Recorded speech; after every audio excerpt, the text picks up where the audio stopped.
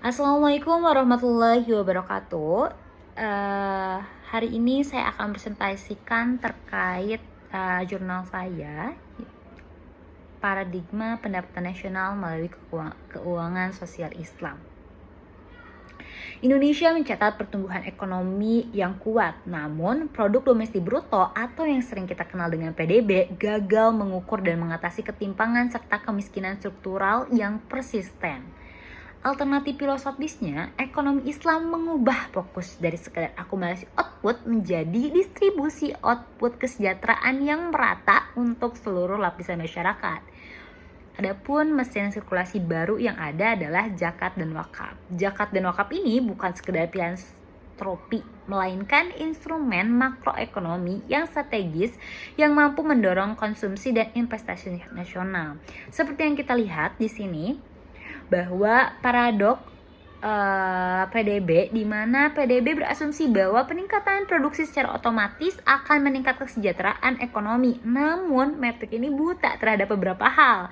Distribusi pendapatan yang timpang, tingkat kemiskinan aktual, dan akses tidak merata terhadap peluang ekonomi. Yang mana suatu negara tuh dapat mengalami pertumbuhan ekonomi yang tinggi, tetapi pada saat yang sama masih menghadapi kemiskinan dan ketimpangan yang besar. Kita lihat realitas Indonesia di tahun 2024, di mana terdapat ketimpangan di balik ekspansi.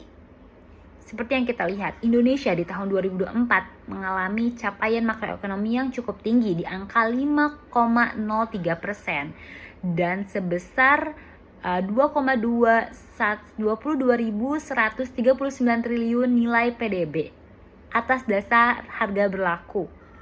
Sedangkan kesenjangan sosial yang terjadi masih terdapat 24,6 juta jiwa penduduk yang berada di bawah garis kemiskinan dan 11,34% ada di pedesaan dan 6,6% ada di perkotaan. Hal ini memperlihatkan bahwa masih terjadi, meskipun Indonesia berada dalam pertumbuhan, tapi masih banyak ketimpangan realitas yang terjadi. Salah satunya adalah kemiskinan. Adapun mandat sirkulasi kekayaan yang ada yaitu Quran Surat Al-Hasyr ayat 7 yang artinya agar harta itu jangan hanya beredar di antara orang-orang kaya saja di antara kamu. Ayat ini adalah prinsip dasar makroekonomi Islam, sumber daya ekonomi yang dirancang untuk beredar seperti darah dalam tubuh, tidak boleh terkonsentrasi pada satu titik. Adapun pergeseran paradigma pengukuran makroekonomi. Metrik utama yaitu produk domestik bruto fokus menjadi pada kuantitas output. Ada yang kedua, pandangan terhadap harta, komoditas untuk akumulasi maksimal tanpa batas, dan indikator pembangun sukses peningkat permintaan agregat, produksi, dan investasi. Sedangkan di ekonomi Islam, metrik utamanya adalah kesejahteraan multidimensional, yaitu keadilan, pemerataan, dan output. Pandangan terhadap harta hanyalah amanah atau titipan yang menuntut keadilan sosial, dan indikator pembangunan sukses, pengurangan kemiskinan, inklusi keuangan, dan kesejahteraan sosial. Tujuan dari makroekonomi Islam ini sendiri adalah falah, yang mana kesejahteraannya bukan hanya dirasakan oleh sebagian orang. Adapun skala peluang yang terlewatkan bisa dilihat di sini, terdapat kesenjangan sebesar 286 triliun yang belum termanfaatkan. Dari studi Basnas ini menunjukkan bahwa potensi zakat di Indonesia setara dengan 66% sampai dengan 75% dari total anggaran perlindungan sosial nasional. Ini adalah pilar ekonomi raksasa yang masih tertidur. Adapun transmisi makro dari zakat menggerakkan konsumsi, di mana zakat itu didistribusikan kepada rumah tangga berpendapatan rendah atau mustahik, kemudian kelompok ini memiliki marginal atau MPC yang sangat tinggi, kemudian dana langsung digunakan untuk pangan, pendidikan, kesehatan, dan perumahan, dan kemudian akan berdampak agregat, yaitu konsumsi melonjak seketika dan akan respon pasar terhadap permintaan akan tinggi dan memaksa perusahaan untuk meningkatkan produksi barang dan jasa dasar.